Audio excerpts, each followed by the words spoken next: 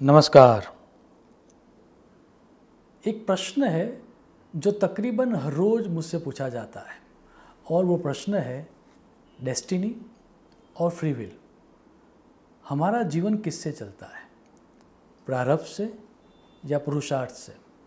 आदमी को सफलता किससे मिलती है, लक से या एफर्ट्स से? आज का वीडियो उसी के बारे में है। हम ज़्यादातर लोग जो सो कॉल इंटेलेक्चुअल है या सो कॉल मॉडर्न है, वो ये मानते हैं कि लक जैसा कुछ नहीं होता। तो सर्वप्रथम हम ये बात करते हैं कि लक का हमारे जीवन में कितना बड़ा भाग है, और वो समझाने के लिए मैं एक अति मूल्यवान किताब के प्रति आपका ध्यान आकर्षित करना चाहूँगा।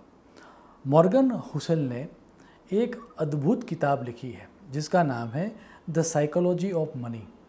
उसमें उन्होंने एक चैप्टर लिखा है जिसका नाम है लक एंड रिस्क। उस चैप्टर में उन्होंने माइक्रोसॉफ्ट और बिल गेट्स के बारे में अति महत्वपूर्ण इन्फॉर्मेशन दी है। आप मॉर्गन के शब्द देखें। Bill Gates went to one of the only high school in the world that had a computer। पूरी दुनिया में एकमात्र हाई स्कूल थी, लेक साइड स्कूल, कि जिसमें कंप्यूटर था, और उसी स्कूल में बिल गेट्स पढ़ने जाते हैं। क्या आपको नहीं लगता कि इसमें डेस्टिनी का कोई भाग होगा? उन्होंने जो स्टैटिस्टिक दिया है वही बड़ा इंटरेस्टिंग है।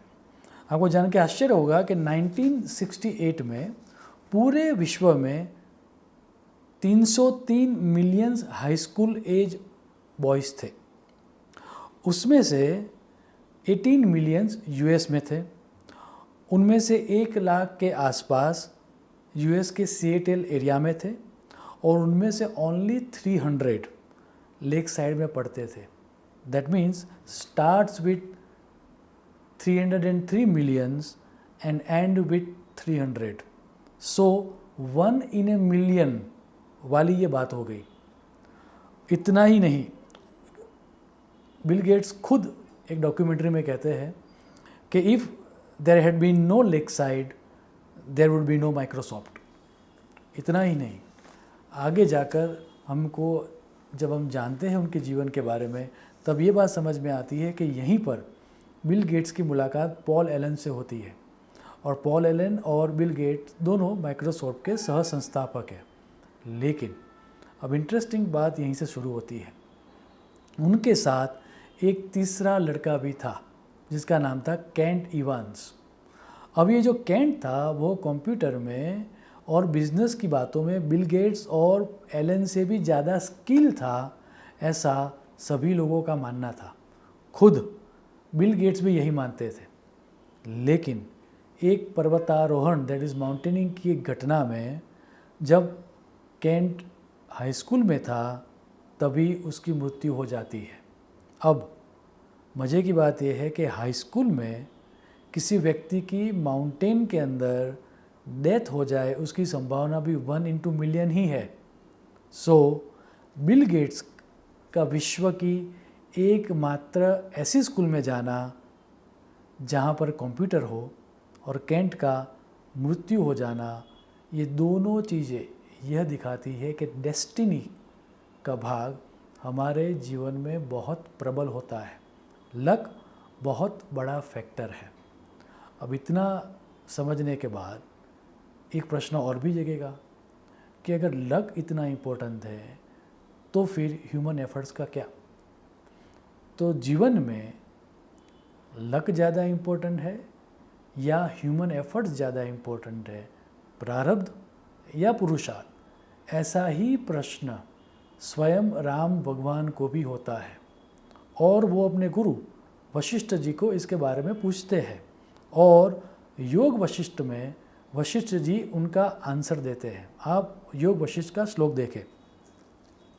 प्राक्तनस चैहिकस चैमो पुरुषार्थो फलद द्रुमौ संजातो पुरुष अरण्ये जयत्वभि अधिकस तयोः।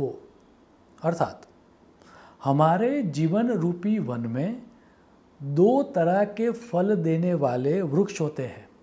एक है प्रारब्ध लक और डेस्टिनी, और दूसरा है पुरुषार्थ, एफर्ट और फ्री विल। इन दोनों में, दैट मीन्स प्रारब्ध और पुरुषार्थ में, जिसका बल ज़्यादा हो, जिसकी तीव्रता ज़्यादा हो, जिसकी इंटेंसिटी ज़्यादा हो, वही बलवान होके हमें जीवन में परिणाम देता है। दैट मीन्स प्रारब्ध और पुरुषार्थ में जो बलवान होगा उसके आधार पर होने वाली चीज़ें हमारे जीवन में मैनिफेस्ट होगी। सो हमें सक्सेस और फेल्योर किससे मिलेगा, उसका पूरे का पूरा आधार प्रारब्ध और पुरुषार्थ में से कौन बलवान है वह तय करेगा। अब उसमें भी ज़्यादा रिसर्च करके एक ग्रंथ में ये कहा गया है कि प्रारब्ध और पुरुषार्थ वाकई में दो अलग चीज़ें है ही नहीं। आप शुक नीति का श्लोक देखें, दैवे पुरुषकारे च खलु सर्वं प्रतिष्ठितं पूर्वजन्म कृतं कर्मे हाजिदम तद्विधा कृतम। अर्थात प्रारब्ध और पुरुषार्थ का पूरा आधार कर्म कब होता है उसके ऊपर है, और प्रारब्ध और पुरुषार्थ के आधार पर ही पूरे का पूरा जगत टिका हुआ है। हम जो कर्म हमने पिछले जन्म में किए हैं वही इस जन्म का प्रारब्ध हो जाता है, और जो प्रयास हम अभी करेंगे वही आगे जन्म का प्रारब्ध हो जाएगा। सो बेसिकली कर्मों की ही प्रधानता है, यह याद रहे। अब प्रारब्ध और पुरुषार्थ कैसे काम करता है वह समझाते हुए great story teller Osho Rajneesh ने एक बड़ी प्यारी कथा कही है। उन्होंने मोहम्मद पैगंबर और अली नामक शिष्य की एक कथा कही है। हुआ यूँ कि मोहम्मद पैगंबर का अली नामक एक शिष्य था। एक दिन वो पैगंबर से प्रश्न पूछता है, क्या आदमी की इच्छा के अनुसार वह कुछ कर सकता है या नहीं? अगर वो अपनी इच्छा के अनुसार कुछ नहीं कर सकता तो फिर चोरी मत करो, झूठ मत बोलो, हिंसा मत करो, उस तरह के सभी उपदेश व्यर्थ है, और उसके आधार पर सभी उपदेशक या संत महात्माओं की शिक्षा भी व्यर्थ है। पैगंबर उनका जवाब न देते हुए अली को थोड़ा सामने बुला के ये कहते हैं कि अली इधर आओ और तुम्हारा एक पैर हवा में ले लो, ऊंचा कर दो, एक पैर उठा लो। अब अली को ये बात जतती नहीं, क्योंकि अली जो प्रश्न पूछ रहा था वो बड़ा ही मूल्यवान था और पूरे समाज के लिए मूल्यवान था। क्योंकि अगर आप ध्यान से देखोगे तो अली वाकई में यही पूछ रहा था कि हमारा जीवन लक से चलता है, डेस्टिनी से चलता है, या फिर ह्यूमन एफर्ट्स या फ्री विल से चलता है। तो ये बहुत बड़ा प्रश्न था, और उसका जवाब न देते हुए पैगंबर ये कहते हैं कि तुम इधर सामने आ जाओ और अपना एक पैर उठा लो। तो अली थोड़ा हिचकिचाता है, लेकिन पैगंबर दोबारा करते हैं कि जवाब मैं बाद में दूंगा, पहले तू ये काम कर। तो फिर थोड़ा गुस्से में आकर भी पैगंबर को रिस्पेक्ट देते हुए अली बीच में आता है और अपना लेफ्ट पैर हवा में लेता है। जैसे ही वो अपना लेफ्ट पैर ऊपर करता है, पैगंबर ये कहते हैं कि अब तुम्हारा राइट लेग भी ऊपर उठा ले।